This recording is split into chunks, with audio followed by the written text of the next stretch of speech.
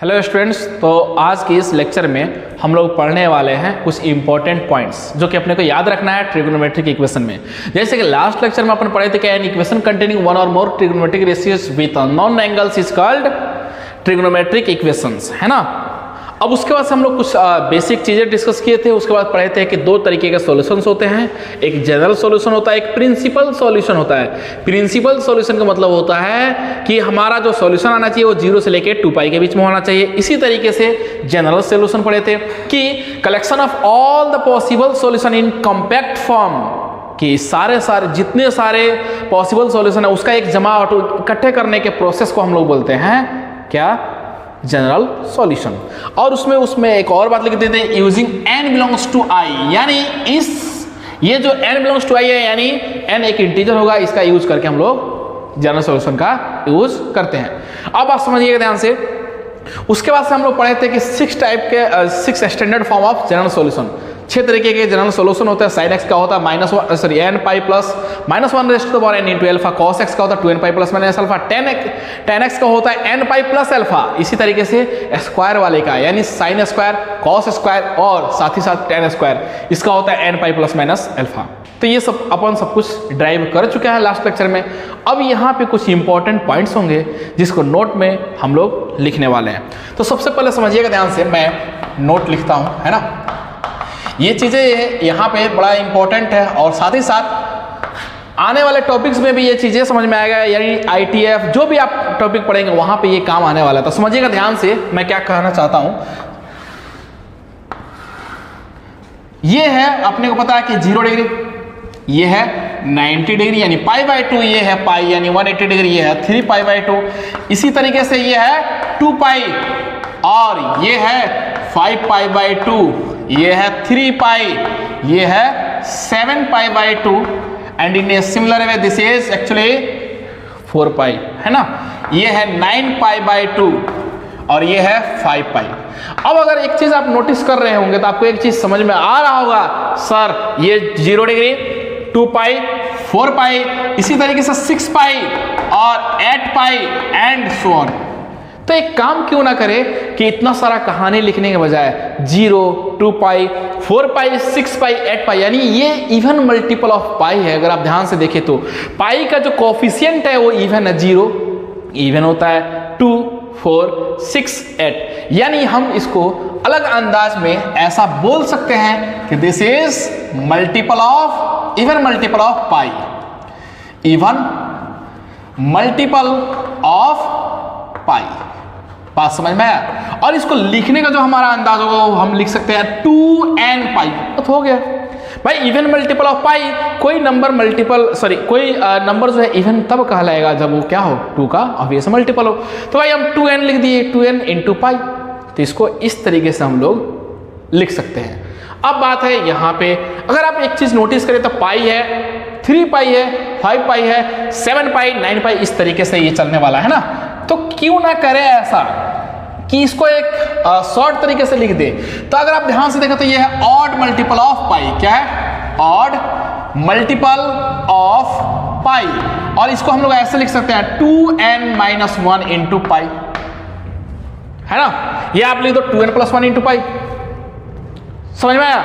तो हम क्या किए भाई, अगर यहाँ पे अगर ध्यान से देखो तो ये है 2nπ, इसको लिख दिया 2n+1 इंटू पाई, है ना। तो इस तरीके से ऑड मल्टीपल ऑफ पाई। अब एक चीज ध्यान से देखना, अगर आप ध्यान से देखो तो ये है π/2, 5π/2, 7π/2, 9π/2, इस तरीके से। तो हम एक काम करते हैं ना, ये जो 2nπ है, ये क्या है, 2nπ है, मैं इसमें क्या करता हूं, π/2 ऐड करता हूं। कितना? क्योंकि हमें पता है कि angle measured in clockwise direction is considered as negative and angle measured in anti clockwise direction is क्या, पॉजिटिव। यानी अगर एंटी क्लॉकवाइज में, घड़ी के उल्टी दिशा में अगर आप एंगल मेजर करना चाहते हो तो कैसा कंसीडर होगा, पॉजिटिव। तो अगर आप ऐसे रोटेट करवा रहे हैं तो ये है +π/2, ये पूरा दुनिया जानती है ना, +π/2। तो मैं क्या करता हूं, ये जो है 2nπ में कितना जोड़ा, π/2। तो मैं लिखूंगा 2nπ प्लस में π/2, और इसको अगर थोड़ा सा और चेंज कर दे तो ये आ जाएगा 4n+1 इंटू π/2 हो गया। यानी ये वाला जो चीज है ना, ये इसको जनरल फॉर्म में हम लोग लिख सकते हैं 4n + 1 × π/2, और आप n का वैल्यू रखते चलो, आपको ये सारे के सारे वैल्यू मिल जाएंगे। ठीक है, अब फिर से एक और बात, एक और काम करने वाले, ये है 2n π का लाइन। अब हमें क्या करना है, रोटेट करवाना है माइनस मतलब π/2 डिग्री से नीचे की तरफ क्लॉकवाइज डायरेक्शन में, तो ये होगा -π/2। और अपने को पता है अगर ये लाइन 2n π है तो आप रोटेट करवाते हो किस डायरेक्शन में, क्लॉकवाइज डायरेक्शन में, तो एंगल कैसा होगा, नेगेटिव होगा। तो हम लिखेंगे यहाँ पे ऐसा 2n π -π/2। और अगर इसको थोड़ा सा और चालाकी से सिंप्लीफाई कर लो तो ये आएगा 4n - 1 × π/2। मैं यहाँ पे लिखता हूँ, है ना, इसको सिंप्लीफाई करने पे ये आएगा 4n - 1 × π/2, ऐसा आता है।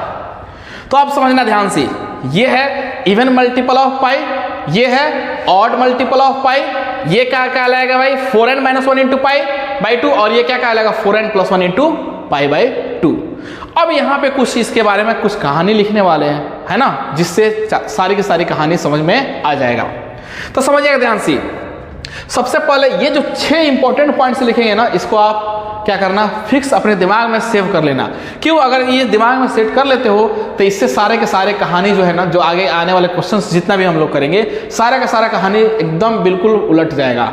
तो याद रखना, सबसे पहले अगर मैं बोलूँ sin x1, तो sin x1 बोलते ही आपके दिमाग में ऐसा आना चाहिए कि अच्छा sin x1 जो होता है यहाँ पे होता है, sin x1 यहाँ पे होता है, इसका मतलब कैसा 4n + 1 × π/2, 4n + 1 × π/2 लिखेंगे। क्यों, ये जनरल फॉर्म है ना उसका लिखने का। तो ये होता है कब, जब x का वैल्यू होता है 4n + 1 × π/2, 4n + 1 × π/2 आया। आई होप समझ में आ गया होगा। अब sin x1 यहाँ पे होता है तो ये लिख दिए 4n + 1 × π/2। अब यहाँ पे देखना ध्यान से, sin x यहाँ पे क्या होता है -1। अगर sin x हम -1 बोलने वाले हैं तो आपके दिमाग में ये चिंगारी उठना चाहिए कि सर sin x -1 यहाँ पे होता है, इसका मतलब ये है कि 4n - 1 × π/2। तो लिखेंगे x क्या होना चाहिए 4n - 1 × π/2। अब सोच रहे सर n आप पता नहीं रहे हो, n ऑब्वियसली कि एक इंटीजर ही होगा, उसको लिखने की यहाँ पे आवश्यकता नहीं है। आप समझते हैं, आगे बात बढ़ाते हैं ना। अगर बोल दे ऐसा कि sin x 0 कब होगा, sin x 0 होगा कब, तो सिंपल है, sin x 0 कब होता है, यहाँ पे तो 0 होता है, यहाँ पे भी 0 होता है। तो अपने को पता है कि ये ऑड मल्टीपल ऑफ पाई है, ये इवन मल्टीपल ऑफ पाई है। दोनों को जब समराइज करते हैं, यानी इन दोनों को क्या बोलते हैं, इन दोनों को मिला के जो एक नया जनरल फॉर्म तैयार होता है उसको बोलते हैं क्या, n π। हो गया, यानी sin x 0 कब होता है, लिखेंगे x = n π। हो गया, ये sin x के बारे में कहानी है। तो आई होप ये चीज समझ में आ गया होगा। तो समझिएगा ध्यान से, n π क्यों लिखा, क्योंकि n की जगह पर आप इवन लिखोगे तो हो जाएगा 2 π, एक ऑड नंबर डालोगे तो 3 π, 5 π, 7 π इधर आ जाएगा, इवन डालोगे तो इधर आ जाएगा sin 0, यहाँ भी होता है, यहाँ भी होता है। यानी n π लिखने का मतलब ये हुआ कि इवन मल्टीपल ऑफ पाई और ऑड मल्टीपल ऑफ पाई पे भी ये क्या होता है 0 होता है। तो इसको जनरल फॉर्म में इस तरीके से लिख दिया। ये रहा साइन की कहानी। अब अगर आपसे कोई पूछे, मैं यहाँ पे लिख देता हूँ, है ना, ये बादल बना दिया यहाँ पे, ठीक है। अब समझना ध्यान से, अब अगर आपसे कोई पूछे ऐसा कि सर cos x बताओ आप 1 कब होगा, सिंपल है, cos x 1 कहाँ होता है, cos 0 डिग्री पे, cos 2 π, cos 4 π, यानी x लिख सकते हैं डायरेक्टली, x = 2n π। हो गया ना, बड़ा सिंपल है। इसी तरीके से अगर बोला जाए कि cos x -1, तो -1 cos कब होता है, cos x -1 odd multiple of pi पे होता है, यानी पाई, 3 π, 5 π। तो इसको लिख देंगे कैसे, x = 2n - 1 × π। सिंपल, ऐसे लिख दो 2n - 1, ये +1 के लिखने के बजाय आप लिख दो -1, क्या फर्क पड़ता है, कोई दिक्कत नहीं है ना। तो क्या किया, क्यों n का वैल्यू 1 रखोगे तो आएगा पाई, n का वैल्यू 2 रखोगे 3 π, ये आ गया। अब समझना, अगर आपसे कोई पूछे cos x 0 कब होगा, तो हम आंख बंद करके बोलने वाले हैं कि x कैसा होने वाला है। समझना ध्यान से, cos 1 होता है इवन मल्टीपल, 2n π बोला, cos -1 होता है ऑड मल्टीपल पे, बिल्कुल सही बात। इसी तरीके से cos 0 कहाँ होता है, cos 0 होता है इस लाइन पे, यानी ये जो वर्टिकल लाइन जो है ना, यहाँ पे cos 0 होता है, यानी इस पॉइंट पे और इस पॉइंट पे। अगर आप ध्यान से देखें तो ये है 4n + 1 × π/2, ये 4n - 1 × π/2 है। इन दोनों का जो कलेक्शन, इन दोनों से जो एक नया जनरल फॉर्म जो क्रिएट होता है, जो जनरेट होता है, वो होता है 2n plus 1 into pi by 2। Simple, यानी odd multiple of pi by 2 पे कॉस क्या होता है, 0 होता है। तो हम लिखने वाले हैं odd multiple of pi by 2। अब आप सोच रहे हैं सर क्या बोल रहे हो, समझ में नहीं आया कि ये cos x 0 लिख दिए, यानी यहाँ पे भी होता है, यहाँ पे होता, तो ये नया फॉर्म कैसे आप जनरेट करवा दिए कि 2n plus 1 into pi by 2। बात बड़ा सिंपल है, समझिएगा ध्यान से। ये 4n plus 1 into pi by 2 है, 4n minus 1 into pi by 2। दोनों को जनरलाइज्ड करके एक जो नया जनरल फॉर्म जनरेट किया गया है वो होता है 2n plus 1 into pi by 2। अगर आपको यकीन ना हो तो n का वैल्यू यहाँ रखो, 1 यहाँ रखो, इन दोनों से जो आने वाला है यहाँ भी रख दो, आप काम हो जाएगा। ताइयों भी 1 रखो, 2 रखो, 3 रखो, इस तरीके से ये वैल्यू आपको मिलते रहेंगे। यानी ये वाला भी वैल्यू मिलेगा, ये वाला भी वैल्यू मिलेगा। जैसे कि n पाई लिखे थे हम लोग, देखिए n पाई का मतलब क्या होता है, अगर आप n की जगह पर 1 रखेंगे तो मिल जाएगा पाई, n की जगह पर 2 रखेंगे 2 पाई, n की जगह पर 3 रखेंगे 3 पाई। यानी ये odd multiple of pi, even multiple of pi, इन दोनों को कंबाइंड करके जो एक नया रिलेशन तैयार हुआ था, क्या आया था, यही तो आया था n पाई। यानी अगर ऑड नंबर रखने पे ये मिलता है, इवन रखने पे ये लिखता है। यानी इन दोनों को अलग अलग लिखने के बजाय हम डायरेक्टली लिख सकते हैं n पाई। इसी तरीके से cos x इस वर्टिकल लाइन पे 0 होता है, हम लिख दिए डायरेक्टली, दोनों को कंबाइन कर दिए तो ये बन गया। फिर से मैं यहाँ पे इसके लिए क्या करता हूँ, बादल बनाया। तो ये बड़ा इंपॉर्टेंट चीज़ है, ये चीज़ बार बार हमें यूज होने वाला है। अब समझिएगा ध्यान से, मैं फिर से बात रिपीट कर रहा हूँ। sin x 0 होता है, इस हॉरिजॉन्टल लाइन पे sin x क्या होता है, 0 होता है, तो लिखेंगे n पाई। sin x 1 होता है ऊपर में, यानी 4n plus 1 into pi by 2। अब आप सोच रहे हो सर तो फिर कंबाइंड क्यों नहीं किए, क्योंकि sin x 1 यहाँ सिर्फ होता है। sin x माइनस 1 क्या होता है, यहाँ पे 4n minus 1 into pi by 2। अब बात करने वाला है cos x 0 होता है इस वर्टिकल लाइन पे, तो इसका कंबाइंड करेंगे तो 2n plus 1 into pi by 2 हो गया। ठीक है, cos 1 कब होता है, इवन मल्टीपल, तो 2n pi. cos minus 1 odd multiple हो गया। ताइयों पे ये चीज समझ में आ गया होगा, ये पूरा कहानी समझ में आ गया होगा कि चल क्या रहा है यहाँ पे, है ना। ताइयों पे ये चीज समझ में आ गया होगा कि इवन मल्टीपल, ये जो 6 पॉइंट्स है ना, बड़ा इंपॉर्टेंट है, क्योंकि आगे जब भी आएगा cos x इक्वल टू 1 तो हम लिखने वाले directly x equal to 2n pi. cos x equal to 0 आया, लिखने वाले odd multiple of pi by 2, आंख बंद करके वहां पे लिखेंगे। तो ये चीज कैसे आया, किस तरीके से आता है, इस चीज को आपको दिमाग में सेट करना है ना। तो आई होप ये चीज समझ में आ रहा होगा। अपने को क्या करना है, रिमेंबर यानी लर्न करना है, समझना है, ध्यान से देखिएगा। Some important points to remember. अपने कुछ इंपॉर्टेंट पॉइंट्स हैं जो कि ट्रिगोनोमेट्रिक इक्वेशन को सॉल्व करने के दौरान अपने को क्या करना है, ध्यान में रखना है ना। उन चीजों पे जो चीज सबसे पहला बात इसमें ये कि never cancel the terms from both sides, instead take common, because cancellation of terms may cause loss of solution. कहने का मतलब ये है कि अगर दो तरफ लेफ्ट साइड और राइट साइड में अपने को फंक्शन दे रखा हो तो हम डायरेक्टली कैंसिल ना करेंगे, मन करेगा लेकिन फिर भी नहीं करेंगे। क्यों ऐसा, इसलिए क्योंकि अगर कैंसिल आप डायरेक्टली करते हो तो सॉल्यूशन जो हो जाएगा कम हो जाएगा। कैसे समझिएगा, आपको ये समझ में नहीं आ रहा होगा, मैं समझाता हूं। मान लीजिए अगर ऐसा लिखे sin x, ऐसा लिख दिया, मैं ऐसा समझाता हूं x स्क्वायर बराबर x, दोनों तरफ वेरिएबल है, मैं क्या किया, x को और x से उड़ा दिया। x जब उड़ेगा तो यहां बचेगा x, यहां बचेगा 1।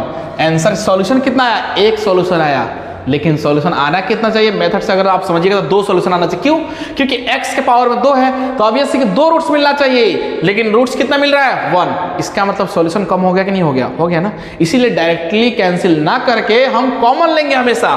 तो हम इस कैंसिल करने के बजाय क्या करें, कॉमन लेंगे, इस x को ले लेंगे लेफ्ट साइड में, यानी x square minus x is equal to 0। x ले लो कॉमन तो ये आ जाएगा x into x minus 1 is equal to 0। तो यहाँ से x का वैल्यू आ जाएगा 0 और 1। अब देखिए 2 रूट्स आया, 0 और 1 आया, जो कि 0 भी सेटिस्फाई होगा और 1 भी। अगर 0 रखते हो तो 0 का स्क्वायर 0 ही तो होगा, और 0 LHS RHS इक्वल। 1 रखते हो तो 1 का स्क्वायर इज इक्वल टू 1। हाँ, यानी 0 और 1 इसका रूट्स आएगा, लेकिन डायरेक्टली कैंसिल करने पे क्या हो रहा था कि सॉल्यूशन हमारा कम हो जा रहा था। तो आई होप ये चीज समझ में आ गया होगा कि तो आगे से हम गलती नहीं करने वाले हैं कि डायरेक्टली क्या करेंगे, डायरेक्टली हम लोग क्या करेंगे, टर्म्स को कैंसिल नहीं करना, पहला बात। दूसरा बात देखिएगा ध्यान से, avoid squaring as much as possible at it may create extra solution. कहने का मतलब यह है कि जबरदस्ती हमें क्या करना है ना, स्क्वायरिंग नहीं करना है। अगर जरूरत हो तो करेंगे, लेकिन बेवजह के स्क्वायरिंग कोशिश ना करें। यहाँ पे स्क्वायरिंग करना क्यों, अगर आप आप स्क्वायरिंग करते हो तो सॉल्यूशन जो है ना, जबरदस्ती ज़्यादा आ जाएगा। अगर मान लो ये है क्या x square is equal to x है, मैं इसका स्क्वायर कर दिया तो x के power 4 is equal to x square हो जाएगा। x के पावर 4 का मतलब क्या होता है, डिग्री आ जाएगा 4। तो आप बताइए सॉल्यूशन कितना हो जाएगा ज़्यादा। तो पहला पॉइंट क्या हुआ कि हम डायरेक्टली कैंसिल नहीं करने वाले, ये लेफ्ट साइड से राइट साइड से डायरेक्टली हम कैंसिल नहीं करने वाले, टर्म को उड़ाएंगे नहीं, हम कॉमन लेंगे हमेशा, पहला बात। दूसरा पॉइंट ये है कि हम क्या करेंगे, स्क्वायरिंग जबरदस्ती नहीं करेंगे। स्क्वायरिंग करने से ज़्यादा क्या हो जाएगा, सॉल्यूशन और बढ़ जाएगा। और अगर कॉमन नहीं लेते हैं तो सॉल्यूशन कम हो जाएगा। बात समझ में आ गया होगा। तीसरा पॉइंट देखिएगा, तीसरा पॉइंट इंपॉर्टेंट है। तीसरा पॉइंट ये बोल रहा है your general solution must not have any such value eight which any term of the given equation becomes not defined. If it happens, then remove those values from general solution. कहने का मतलब ये है कि पूरे इक्वेशन में कोई particular term ऐसा है जो कि जिस पे फंक्शन जो है डिफाइन नहीं हो रहा हो, तो हम क्या करने वाले हैं, अपना जनरल सॉल्यूशन लिखेंगे और उसमें से उस टर्म को, यानी जहां पे जिस पॉइंट पे वो फंक्शन डिफाइन नहीं हो रहा है, उसको हम अपने आंसर से यानी जनरल सॉल्यूशन से क्या करने वाले हैं, रिमूव करने वाले। यही तो बोल रहा है your general solution must not have any such value eight which any term of the given equation not defined. आपका जो जनरल सॉल्यूशन आएगा उसमें कोई ऐसा पॉइंट नहीं होना चाहिए, ऐसा पॉइंट नहीं होना चाहिए जो जिस पॉइंट फंक्शन क्या हो रहा हो, अनडिफाइंड हो रहा हो। अगर ऐसा हुआ तो हम क्या करने वाले हैं, उसको रिमूव करने वाले हैं अपने जनरल सॉल्यूशन से। 3 पॉइंट हो गया। Fourth point, always cross check your solution. ये तो खूबसूरत पॉइंट है ना, हमेशा जो अपना आंसर आएगा ना, जो जनरल सॉल्यूशन आएगा ना, उसको क्या करेंगे, क्रॉस चेक करेंगे। तो 4 पॉइंट्स अपने को मोटा मोटी याद रखना है। पहला पॉइंट ये है कि अगर लेफ्ट साइड में टर्म्स दे रखे हो, राइट साइड में दे रखे हो, तो हम डायरेक्टली कैंसिल आउट नहीं करेंगे। क्या कैंसिल आउट करने के बजाय हम क्या करेंगे, कॉमन लेंगे। कॉमन लेने से क्या होगा कि जो जितना सॉल्यूशन आने वाला एग्जैक्ट सॉल्यूशन ही मिलेंगे। अगर आप कॉमन नहीं लेते हो, डायरेक्टली कैंसिल करते हो लेफ्ट साइड और राइट साइड से, तो टर्म्स कैंसिल करने से सॉल्यूशन क्या हो जाएगा, कम हो जाएगा। तो यहां गड़बड़ हो गया, पहला बात, जैसे कि मैं बताया था। दूसरा पॉइंट, हमें स्क्वायरिंग कोशिश करेंगे ना करें। क्यों? क्योंकि स्क्वायर करने से जो सॉल्यूशन है, एक्स्ट्रा सॉल्यूशन क्रिएट हो जाता है। जबरदस्ती के स्क्वायर करने से क्या होता है, एक्स्ट्रा सॉल्यूशन क्रिएट हो जाता है। तो दूसरा पॉइंट हो गया कि स्क्वायर भी बेवजह के नहीं करेंगे। तीसरा पॉइंट ये है कि अगर हमें पूरे इक्वेशन में कोई पर्टिकुलर पॉइंट फंक्शन अनडिफाइंड होता है, तो हम क्या करने वाले, जनरल सॉल्यूशन से उस पॉइंट को रिमूव कर देंगे जिसपे वो फंक्शन डिफाइंड अनडिफाइंड हो रहा हो। आई होप ये चीज समझ में आ गया होगा। चौथा पॉइंट है always cross check your solution. जो हमारा सॉल्यूशन आया है हम उसको क्रॉस चेक करेंगे, क्या ये जो सॉल्यूशन आया, क्या इस पे सारे के सारे पॉइंट्स जो है, सारे जो जनरल सॉल्यूशंस आए हैं, क्या उन सारे पॉइंट्स पे हमारा जो फंक्शन है डिफाइन हो रहा है। ऐसा तो नहीं है कि किसी पॉइंट पे फंक्शन अनडिफाइंड हो रहा हो। तो इन सारी चीजों को अपन चेक करने वाले हैं ना। तो अब स्टार्ट करते हैं टाइप्स ऑफ सॉल्यूशन में फर्स्ट वाला। So our next heading is method of solving trigonometric equation. Actually trigonometric equation को सॉल्व करने के लिए हमारे पास कुछ मेथड्स हैं। सबसे पहला मेथड ये होता है solving trigonometric equation by using factorisation. अब हमें ट्रिगोनोमेट्रिक इक्वेशन तो सॉल्व करना है by using factorisation. Factorisation method से कैसे करते हैं समझिएगा ध्यान से। पहला हमारा टाइप है ना, टाइप नंबर फर्स्ट। तो अगर आप ध्यान से देखो तो इस क्वेश्चन को करने का 2 तरीके हैं हमारे पास। एक तो तरीका ये हो सकता है सारे को सारे मल्टीप्लाई कर दो, साइन स्क्वायर के लिख दो 1 माइनस कॉस स्क्वायर एक्स हो जाएगा। तो मैं क्या करता हूँ, सारे को मल्टीप्लाई करता हूँ, तो ये आ जाएगा 2 साइन एक्स। या आप एक काम करो, इसको रहने दो ऐसे ही 2 sine x minus cos x. भाई मल्टीप्लाई करने पे भी आ जाएगा, पूरे के पूरे टर्म को मल्टीप्लाई कर दो। लेकिन ऐसा इतना मेहनत कर ही क्यों, समझना ध्यान से। ऐसा लिख सकते हैं ना, ये साइन स्क्वायर एक्स है, इसको लिख दो 1 माइनस कॉस स्क्वायर एक्स। अब ऐसा लिखते ही आपके दिमाग में चिंगारी उठ रहा होगा, सर ऐसा करो ना 2 sine x minus cos x जो लिखा ना आपने, तो आप क्या करो 1 प्लस कॉस एक्स तो लिखा आपने, इसको लिख दो ए स्क्वायर माइनस बी स्क्वायर बना दो। ये कैसे 1 है तो कैसे बन सकता है, हाँ बन सकता है ना, 1 का स्क्वायर 1 ही तो होता है। यानी ए स्क्वायर माइनस बी स्क्वायर लिख सकते हैं ए माइनस बी इंटू ए प्लस बी, यानी 1 माइनस कॉस एक्स इंटू में कितना 1 प्लस कॉस एक्स हो गया। और अब जैसे ही देखा तो आपके दिमाग में चिंगारी उठ रहा होगा, सर ये वाला और ये वाला तो कॉमन है तो इसको उड़ा दो। नहीं नहीं नहीं, उड़ाना नहीं है, यही तो नहीं करना है। क्योंकि जो अभी इंपॉर्टेंट पॉइंट डिस्कस किया यही तो बताया उसमें कि डायरेक्टली कैंसिल टर्म्स को क्या करना है, डायरेक्टली कैंसिल नहीं करना है। उससे क्या होता है, जो हमारा सॉल्यूशन वो रिड्यूस हो जाता है, कम हो जाते हैं। तो डायरेक्टली कैंसिल ना करें, मन करेगा कैंसिल करने का लेकिन कैंसिल ना करेंगे। हम क्या करने वाले, कॉमन लेंगे। कॉमन लेंगे तो ये आ जाएगा 1 प्लस कॉस एक्स। जैसे ही कॉमन आया तो मिलेगा 2 sine x minus cos x. भाई अगर ये चीज यहां से उठा लोगे तो यही तो बचेगा, और अगर ये उठ गया तो बचा ये, लेकिन ये जब इधर आएगा तो माइनस के साथ, तो minus of 1 minus cos x ऐसा लिखा इज इक्वल टू 0। अब ध्यान से देखना 1 प्लस कॉस एक्स लिखा, अगर इसको सिंप्लीफाई करते हो तो यहाँ पे आएगा 2 साइन एक्स मैं लिखता हूँ, यहाँ पे माइनस कॉस एक्स लिखता हूँ, -1 और प्लस में कॉस एक्स लिखा है ना, इज इक्वल टू क्या लिखा 0। अब अगर आप ध्यान से एक चीज नोटिस करो तो minus cos x plus cos x उड़ गया, यहाँ से बचा क्या 2 साइन एक्स -1 और यहाँ बचा 1 प्लस क्या कॉस एक्स। तो मैं थोड़ा सा स्पेस नहीं होने का मैं इसको इसे वापस एक बार बता देता हूँ कैसे क्या 2 sine x minus cos x is into 1 plus cos x is equal to sine square x. ठीक है, इसको लिख दिया 1 माइनस कॉस स्क्वायर एक्स, 1 को लिख सकते हैं 1 का स्क्वायर ए स्क्वायर माइनस बी स्क्वायर है, तो ए माइनस बी इंटू ए प्लस बी लगाया है ना, और 1 प्लस कॉस एक्स को कॉमन ले लिया, सिंप्लीफाई करने के बाद ये चीज़ आया। तो मैं क्या करता हूँ यहाँ पे इसको लिख देता हूँ, समझिएगा ध्यान से। तो मैं क्या किया 1 प्लस कॉस एक्स लिख दिया, ये जो 2 साइन एक्स माइनस 1 है यहाँ पे लिखेंगे 2 sine x minus 1 is equal to कितना 0। अब इतना लिखा ना तो आपके दिमाग में ये चीज़ समझ में आ गया होगा, आपके दिमाग में चल रहा होगा सर अब तो चीज़ें जो है बहुत ही सिंपल हो गई है। कैसे, इसको भाई 2 क्वांटिटी 0 होने का मतलब क्या है, या तो ये 0 इसका मल्टीप्लीकेशन या ये क्वांटिटी 0 हो जाए, तो यहाँ से आ जाएगा sine x is equal to कितना 1/2, ये आ जाएगा cos x is equal to कितना -1। अब यहाँ पे काम आने वाला है वो कहानी, हम बोले थे cos x -1 कहाँ होता है, cos x -1 यहाँ पे होता है, तो हम बोलेंगे x इक्वल टू कितना ऑड मल्टीपल ऑफ पाई, यानी 2n प्लस 1 इंटू पाई हो गया, ये आया यहाँ से इसका general solution. sin x 1/2, sin x 1/2 के लिए हम क्या करने वाले हैं, बड़ी चालाकी से लिखने वाले n पाई प्लस -1 के पावर में n इंटू पाई/6 हो गया। क्यों, साइन 30 डिग्री ही तो होता है, इसका जनरल सॉल्यूशन कैसे लिखा जाता है ये चीज़ अपन डिस्कस कर चुके हैं। इसको लिखोगे साइन पाई/6, साइन पाई/6 लिखोगे, हाँ लिखेंगे ना, साइन पाई/6 लिखोगे तो क्या आ जाएगा sine x is equal to sine alpha, तो लिखेंगे x is equal to n pi plus -1 raised to the power n into पाई/6। तो ये चीज़ समझ में आ गया होगा किस तरीके से हम लोग, या आप डायरेक्टली मल्टीप्लाई करके 1 माइनस कॉस स्क्वायर उसको सिंप्लीफाई करते तब भी आ जाता है आंसर। तो इस तरीके से हमारे पास 2 सॉल्यूशंस आते हैं और इस सॉल्यूशन को क्या करना, हमेशा वेरीफाई करना क्या ये जो हमारा जनरल सॉल्यूशन है क्या ये हमारा आंसर है, या कुछ ऐसा पॉइंट है इसमें जिसपे ये फंक्शन अनडिफाइंड हो रहा हो तो उसको चेक करना होता है ना। तो ये चीज़ सारी कहानी समझ में आ रहा होगा किस तरीके से फैक्टराइजेशन मेथड लगाते हैं। तो अब नेक्स्ट जो क्वेश्चन होगा वो नेक्स्ट लेक्चर में करेंगे है ना, तो ये चीज़ समझ में आ गया।